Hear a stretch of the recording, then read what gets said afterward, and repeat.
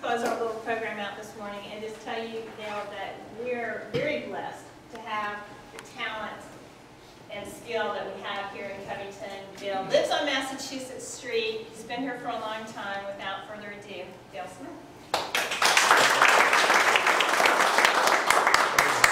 I'm going to read because I didn't want to forget people's names, so I should prepare this.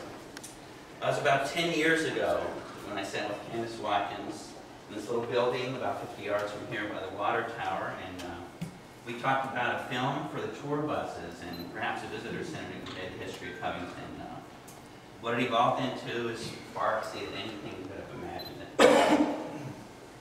Since then, it was my privilege to serve as 2 terms as the president of the St. Tammany Historical Society, where I came to appreciate that one of the most important things any generation can do is to pass down a sense of where we came from and what makes us unique. During my tenure as president, I initiated a project of consolidating our collection of photographs that were scattered everywhere and housing them at the SLU archives. And I'm really glad I did that because that kind of became the basis of this exhibit. And I'd like to thank some of the people who helped along the way, the St. Tammany Historical Society for sure, for the use of their collection. And to Robin Perkins, the current president, she knew exactly where to dig in the archives to find those beautiful handwritten French land transfers from Jacques Drew to John Morton Collins. And thanks to Melise Priet for letting us dig through her files as well. Sam Hyde didn't make it today, but he was terrific. He helped with the collection at SLU. He gave me a wonderful interview, which is in the kiosks, and he also vetted the historical accuracy of the film for me. So before I record the narrator, tell me if I got the dates right and all that. So, Judge Ellis, whose book served as my guide, and who also shared his knowledge of history, and he's in the kiosks as well. Thanks to former Mayor Keith Villery, who shared his collection of images from his administration and also gave us a great interview on the kind of the resurrection of downtown and his insights. I was fortunate to have both mayors both living mayors in our kiosks sort of give their perspective on the development of this project and sort of the resurrection of downtown. Karen Courtney, I know she's here. Thank you so much for opening your archives to me and your family. I know it's been with the farmer for generations, and I really appreciate the fact that you all have kept that history intact, and you're just such a great source. Thank you.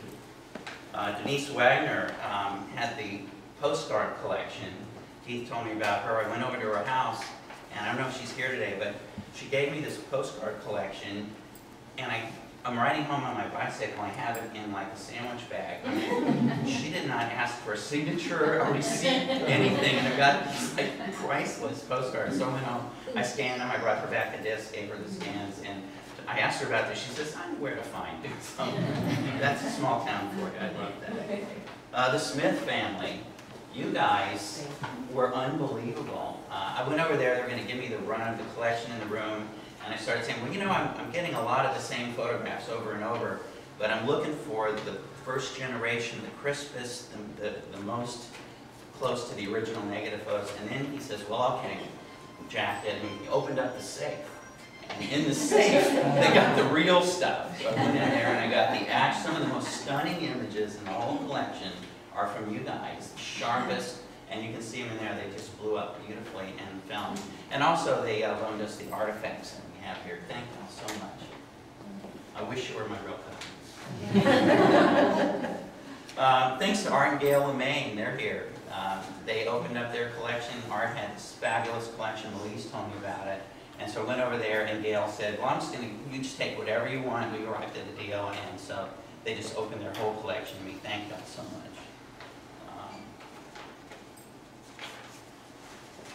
And then there was Ron Barthett. He's here, gave us the school board collection. Thank you, Ron. Oh, good. That was a great collection. You gave him the ones Al I gave him. Barron at the Covington Library also opened those up. We got some really good images from them, too. What struck me about everybody I went to see for photographs was their passion about the history of Covington and their eagerness to share. And that just came through, and that's sort of what I tried to translate into the exhibit, was their their love for the town and their passion for our history. Thanks to the Blossman family, whose generous endowment made this whole thing possible. Thanks to Lee Alexis and Trey Blackhall, who championed the project, early on. And thanks to Jan Robert and to Pat Clanton, who you were always in my corner from the get-go. Thank you. The team, thanks to Randy Altman for his patience in working with my designs on this museum space. Thanks, Randy, for putting up with me. The team who put this together were all from Louisiana. I'm real proud of that. I did the production. Terry Sherrier is here. Where's Terry? Thank you. Terry did the printing. He did the technical end. He and I have done exhibits for years together.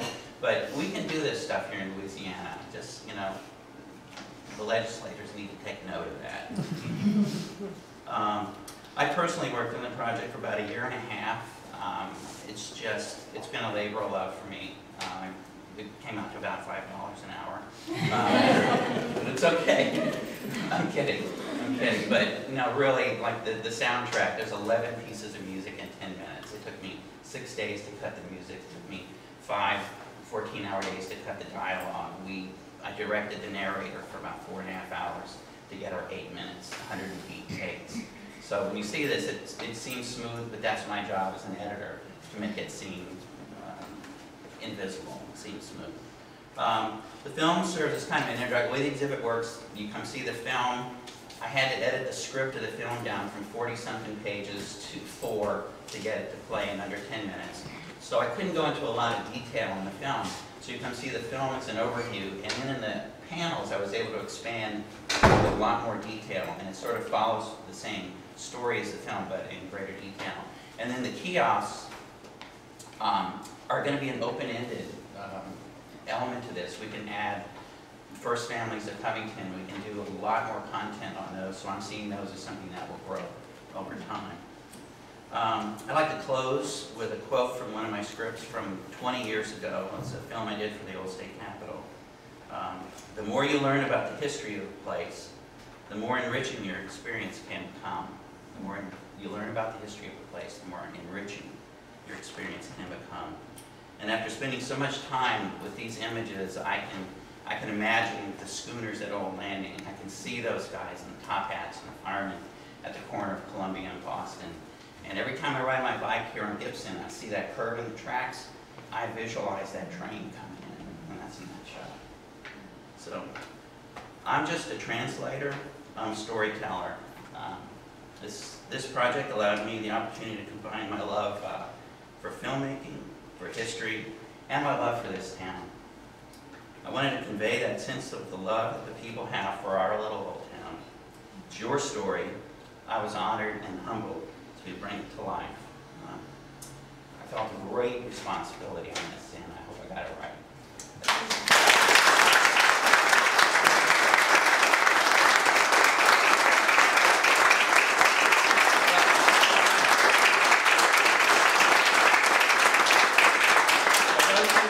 Seen the film, go ahead and see the film first, and then wander around. I'd love to chat with you. Thanks. Thank you, everyone, for